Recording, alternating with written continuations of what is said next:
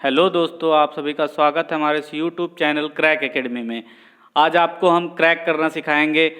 Coordinate geometry का part second है। पहले वीडियो में हमने आपको ट्रिक के माध्यम से, फार्मूले के माध्यम से, जिससे आपको आसानी से समझ में आ जाए उस तरीके से समझाया है। अब देखिए, इसके पार्ट दूसरे में आपको हम सवाल लाते हैं। पिछला वाला जो हमने एक फार्मूला बताया था उसका एक रिवीजन कराते हुए आगे सवाल चलते हैं। देखिए, तो इसमें क्या दिया है, दो बिंदु दिए गए हैं और इनके बीच की दूरी बतानी है। देखिए, बिंदुओं 2a, a तथा -a, 3a। सबसे पहले इसमें हम करते हैं नेमिंग, यानी नेमिंग क्या, कौन सा x है, कौन सा y है, कौन सा भुज है और कौन सी कोटि है। ठीक, तो देखिए जो दिए हैं सबसे पहले इसे पकड़ लेते हैं, क्योंकि अब एक बिंदु ये है, एक अलग बिंदु है, तो ये 1 वाला होगा, x1 y1, और ये दूसरा है तो x2 y2। तो फार्मूला लगाते हैं। d बराबर फार्मूला होता है अंडर रूट, यार उसमें करोगे, तो इसका फार्मूला होता है d बराबर under root x1 minus x2 का whole square plus y1 minus y2 का होल स्क्वायर। बहुत ही आसान है। देखिए, अब इसमें वैल्यू रख देते हैं। x1 क्या है हमारा, x1 है हमारा 2a, माइनस का साइन लगा है माइनस। अब देखिए x1 minus x2, x2 minus में तो माइनस माइनस हो जाएगा प्लस, तो इसका स्क्वायर हो जाएगा प्लस y1 क्या है हमारा a, और माइनस y2 कितना है 3a, तो माइनस माइनस ए भी प्लस हो जाएगा, ये हो जाएगा 3a का होल स्क्वायर। अब देखिए 2a प्लस a कितना होता है 3a, तो 3a का स्क्वायर क्या हो जाएगा 9a स्क्वायर, प्लस 3a और 4a कितना हो जाएगा, 3a और 3a कितना हो जाएगा 4a, इसका स्क्वायर कितना हो जाएगा 16a स्क्वायर। अब इसको ऐड कर लेंगे, 16 9 25 a स्क्वायर। अब जब रूट से बाहर निकलेगा तो 5a, इसका आंसर हो जाएगा यही। तो देखिए गाइस, ये सवाल कितना आसान था, इसको हमने जो है फार्मूले से बहुत आसानी से निकाल दिया। इसका आंसर देखिए 5a आपके सामने आ गया है। तो अगला सवाल लाते हैं आपके सामने।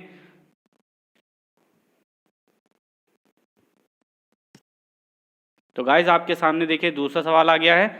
तो इस सवाल में करना क्या है, देखिए ये जो सेम टू सेम क्वेश्चन का पैटर्न है, ये वाला एसएससी एनटीपीसी में एक बार आया था, इसी बार पूछा गया था, और ये एसएससी सीजीएल में भी पूछा जा चुका है। तो देखिए सवाल बहुत ही इंपॉर्टेंट है ये वाला क्वेश्चन। तो देखिए इसको कैसे करते हैं। उस बिंदु की कोटि ज्ञात करो जिसका भुज 10 और जिससे बिंदु 2, 3 की दूरी 10 मात्रक है। तो देखिए इसमें जो है कोटि ज्ञात करनी, यानी ऑर्डिनेट निकालना है, जिसका एब्सिसा दिया है, और कोऑर्डिनेट निकालना है, कोटि निकालनी है। तो देखिए करते क्या है, फार्मूला हमारा सेम वही रहेगा। तो हमारे पास देखिए क्या दिया है, डी दी है, डिस्टेंस दी है, तो यानी 10 बराबर हमारा लग जाएगा अंडर रूट। अब देखिए हमारा क्या दिया है, भुज दिया, यानी x की वैल्यू दी है, तो यानी 10, ये हो जाता है हमारा x1, और हमारी जो है कोटि दी नहीं है तो उसको मान लेते हैं y1। तो 10 और ये हमारा दूसरा बिंदु हो जाएगा x2 और y2।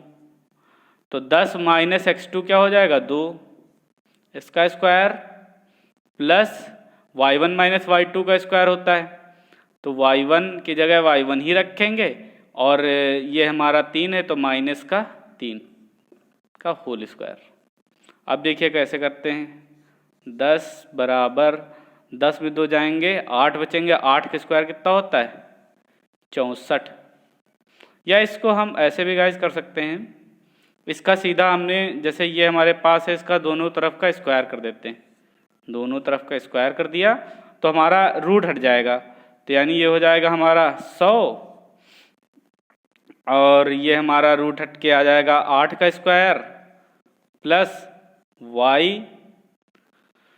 8 का स्क्वायर सीधा सीधा लिख लेते हैं, 8 का स्क्वायर हो जाएगा 64, क्योंकि हमारे में स्पेस कम है, तो y माइनस 3 का होल स्क्वायर।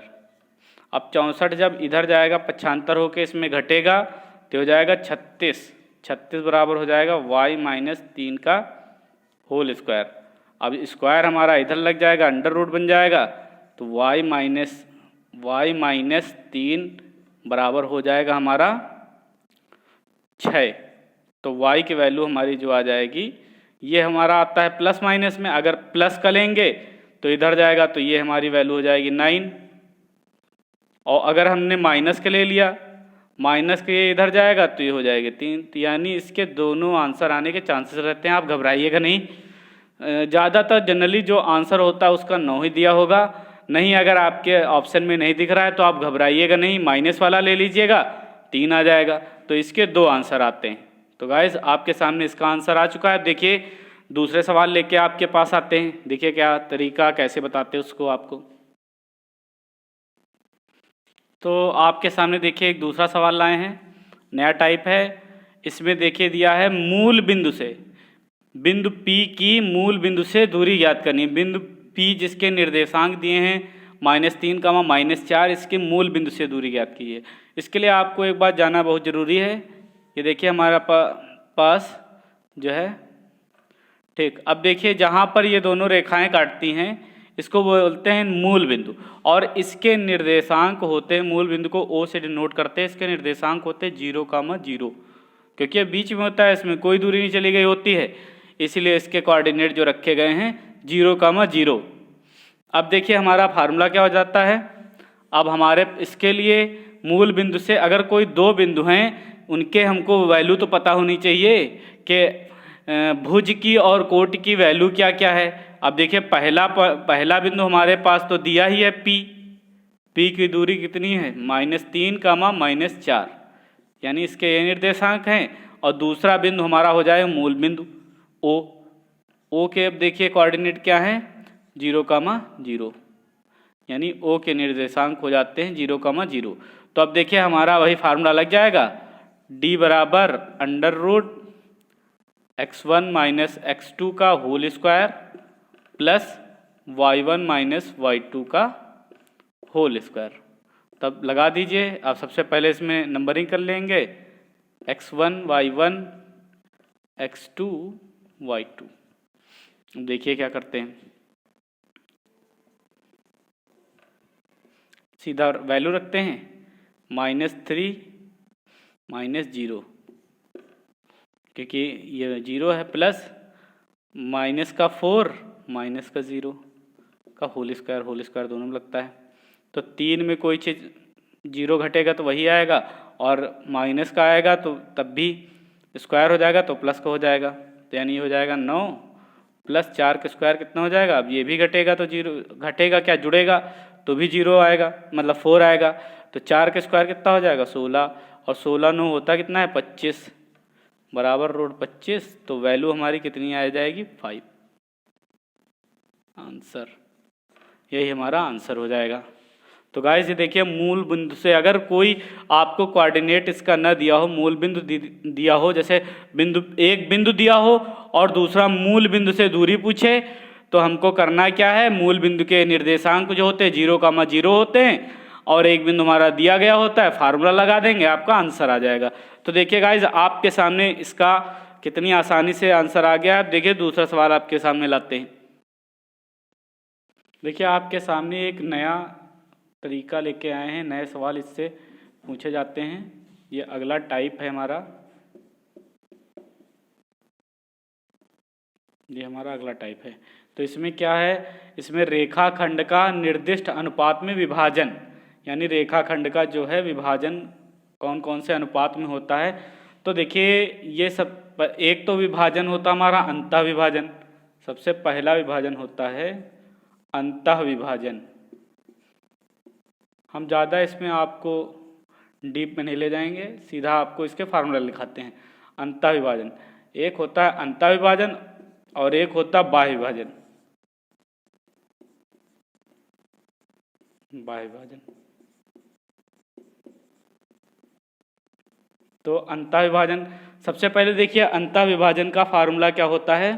देखिए इसमें क्या दिया होता है, इसमें वैल्यू दी होती है आपके पास, दो बिंदु दिए होते हैं, रेखाखंड जब विभाजित होगा कोई दो पॉइंट तो दिए ही होंगे, दो पॉइंट दिए होते हैं। और देखिए और इसमें एम और m1 और m2 दिया होता है। तो फार्मूला सीधा रखते हैं, तो फार्मूला होता है इसका m1x2 प्लस m2x1 बटे m1 प्लस m2। तो ये गाइस ये वाला जो इधर वाला निकल के आता है ये हमारा भुज का होता है, भुज का। ठीक, अब कोटि का देखिए इसी में क्या होता है, बाह्य विभाजन को अभी रफ कर देते हैं। तो कोटि का क्या होता है, यही उसमें भी लगता है same to same, m1y2 plus m2y1 upon m1 plus m2। तो आपके सामने देखिए अंतः विभाजन का फार्मूला है m1x2 प्लस m2x1 बटे m1 प्लस m2, और दूसरा क्या होता है m1y2 प्लस m2y1 बटे m1 प्लस m2। ये आपका भुज है और ये आपकी कोटि, ये आपकी कोटि यानी ऑर्डिनेट, ये आपकी कोटि है। तो देखिए इसी के बेस्ड पे दूसरा फार्मूला होता है, वो बाह्य विभाजन का होता है। बाह्य विभाजन में बस केवल अंतर इतना होता है, हम इसको रफ कर दे रहे हैं, आप इसको नोट कर लीजिएगा, उसके बाद ही करिएगा, चाहे हमारे वीडियो को पॉज करके करिएगा। तो बाह्य विभाजन में होता क्या है, केवल थोड़ा सा माइनर चेंज होता है। बाह्य विभाजन, बाह्य विभाजन में क्या होता है, m1x2 इधर प्लस की जगह माइनस हो जाता है, यहाँ पर माइनस हो जाएगा, m1x2 प्लस होता था, इधर माइनस m2x1, और यहाँ पर भी आपका माइनस हो जाता है, इधर भी आपका माइनस हो जाता है और नीचे भी माइनस हो जाता है। बस इसमें केवल डिफरेंस माइनस का है, अंतः विभाजन में प्लस, बाह्य विभाजन में माइनस। तो आप देखिए इसी पे बेस्ड आपको एक सवाल देते हैं और उसी को समझाते हैं, देखिए कैसे करते हैं। तो गाइस पहले ये देख लीजिए, ये m1 और m2 होता क्या है, सवाल में दिया होता है अंतःखंड, ये रेशियो में दिया होगा आपके सामने। तो जो रेशियो में दिया होगा वो m1 और m2 की वैल्यू होगी, जो पहले वाला होता है वो m1, बाद वाला m2। और ये तो आपको पता ही है, कोऑर्डिनेट यानी भुज और कोटि यानी दो बिंदु दिए होंगे, पहले बिंदु का x1 x2 मानते हैं, दूसरे का x2 और y2 मानते हैं। तो देखिए अब क्या करते हैं, सवाल सीधा लाते हैं आपके सामने और क्रैक करते हैं उसको। तो गाइज आपके सामने देखिए हम लेके आए हैं सवाल है आपके सामने, बिंदु, इसमें दो बिंदु दिए हैं। तो पहला बिंदु है 2, -3 और दूसरा बिंदु है -4, -6 को मिलाने वाले रेखाखंड को 1:2 के अनुपात में अंतः विभाजन करने वाले बिंदु के निर्देशांक बताने हैं। तो जो ये देखिए हमने बताया था रेशियो में जो दिया होता है, सबसे पहले नंबरिंग कर लेते हैं, m1 यानी लिख लेते हैं m1 m2, ये हमारे पास m1 1 हो जाएगा और m2 2 हो जाएगा। ये हमारे पास x1 y1 x2 y2, सीधा फार्मूला लगाते हैं, यानी x के निर्देशांक बराबर क्या होता है m1 x2 plus m2 x1 बटे m1 प्लस m2। देखिए आपके पास m1 की वैल्यू कितनी है 1, और मल्टीप्लाई करेंगे x2 हमारे पास कितना है -4 प्लस, अब m2 की वैल्यू हमारे पास कितनी है 2, और मल्टीप्लाई बाई m2 x1 की वैल्यू कितनी है 2 बाई 1 + 2 यानी 1 + 2। तो कितना निकल के आएगा 4 × 4 यानी -4 प्लस 2 दूनी 4 प्लस का और 2 1 3। तो ये तो हमारा हो जाएगा 0, और 0 को किसी संख्या से डिवाइड करते हैं तो उसकी वैल्यू 0 ही आती है। तो गाइज हमने x की वैल्यू निकाल ली है, इसी तरह हम y के निर्देशांक निकालेंगे, यानी इसका आ गया हमारे पास 0। तो अब हम यहीं पे छोटे से करके y की वैल्यू निकाल लेते हैं। y बराबर क्या होता है m1 y2 plus m2 y1 बटे m1 प्लस m2। ये अगर आपका नोट हो गया हो तो हम इसको इरेज कर देते हैं। इसको जो है हमने इरेज कर दिया। अब यहीं पर y वाला जो है वैल्यू रखेंगे। तो m1 की वैल्यू हमारे पास 1 है। 1 मल्टीप्लाई y2 की वैल्यू कितनी है, y2 वैल्यू 6 प्लस m2 हमारे पास कितना है 2 मल्टीप्लाई बाई y1 की वैल्यू कितनी है -3 -3 बटे m1 प्लस m2 1 प्लस 2। तो यानी 6 1 कम 6 प्लस माइनस माइनस हो जाएगा 2 3 6, तो यानी बटे 3। तो 6 में 6 घटा 0 और बटे 3 यानी इसकी भी वैल्यू यानी उस बिंदु के निर्देशांक क्या हो जाएंगे, मान लीजिए वो कोई बिंदु रहा होगा z, उसके निर्देशांक क्या हो जाएंगे 0,0। यही हमारा आंसर। तथा देखिए आपके सामने अंतः विभाजित करने वाला, इसी तरह एक बाह्य विभाजित करने वाला लिख देते हैं सवाल और उसी का आंसर निकालते हैं। तो गाइस आपके सामने हमने पहला जो है अंतः विभाजन वाला सवाल लिया था। आप देखिए बाह्य विभाजन वाला, तो बाह्य विभाजित करने वाले रेखाखंड हैं का वो जो दिए हैं अनुपात जो है 3:2 है और इसके दो बिंदु दिए गए हैं A और B जिनके निर्देशांक 4,3 और 2,1 हैं। तो हमसे बिंदु P के निर्देशांक पूछ रहा है जो जिसको विभाजित करता है अंतःखंड। तो अब सीधा फार्मूला लिखते हैं आपके सामने बाह्य विभाजन का।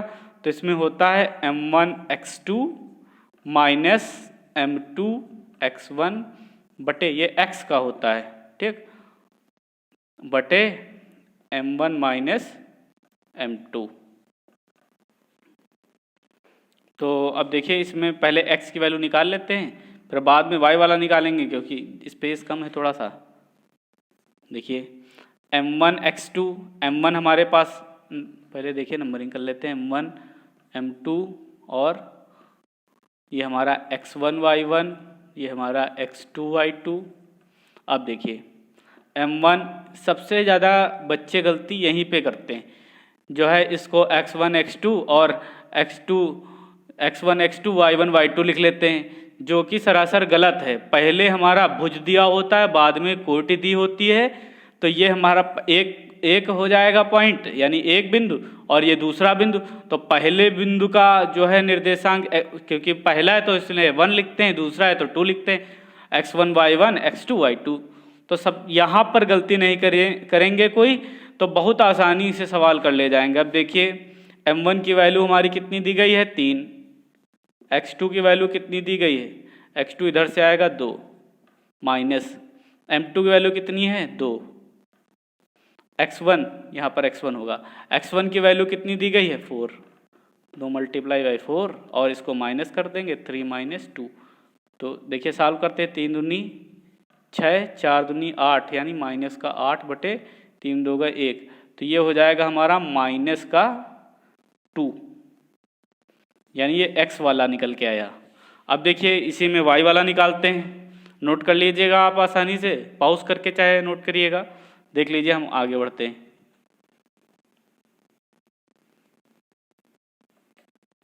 अब y वाले निर्देशांक निकालते हैं। y बराबर क्या होता है, y बराबर भी देखिए m1 y2 वाला y2 लग जाएगा माइनस m2 y1 बटे m1 माइनस m2। तो देखिए m1 की वैल्यू हमारे पास दी गई है 3, y2 की वैल्यू कितनी दी गई है 1 माइनस m2 की वैल्यू कितनी दी गई है 2 और y1 की वैल्यू कितनी है हमारे पास 3 बटे 3 माइनस 1। तो 3 एकम 3 माइनस 2 3 6 बटे 3 में 1 घटाओ 2, 6 में 3 जाएंगे 3, ये हो जाएगा हमारा 3/2। तो हमारा इसका आंसर आ जाएगा, इसका जो है बिंदु P के निर्देशांक आ जाएंगे, क्या आएंगे, पहला क्या निकला था हमारा, पहला देखिए पहला निकला था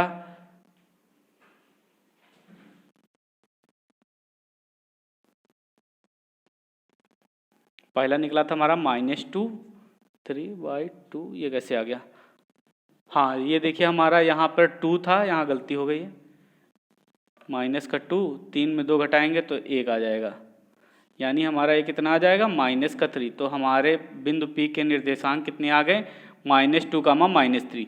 तो गाइस देखिए बहुत ही आसान है अंतःविभाजन और बाह्य विभाजन के फार्मूले, तो सीधा फार्मूला लगाते हैं और आंसर आ जाता है। तो गाइस आज के लिए हमारे सवाल बस इतने ही हैं। अगले वीडियो में इसका हम पार्ट 3 भी बनाएंगे और वो हमारा फाइनल पार्ट होगा, जिसमें ज़्यादा से ज़्यादा क्वेश्चन करने की कोशिश करेंगे। आपको सारे जितने प्रीवियस ईयर में आए हैं क्वेश्चन वो सब प्रोवाइड कराने की कोशिश करेंगे। तो गाइज़ हम अपना वीडियो यहीं पे समाप्त करते हैं। आपको आज के हमारे सवाल कैसे लगे हमारे कमेंट सेक्शन में ज़रूर मेंशन करिएगा। अगर आपको हमारे वीडियो अच्छे लगे हों तो लाइक करिएगा, शेयर करिए और हमारे चैनल को सब्सक्राइब करिए। धन्यवाद।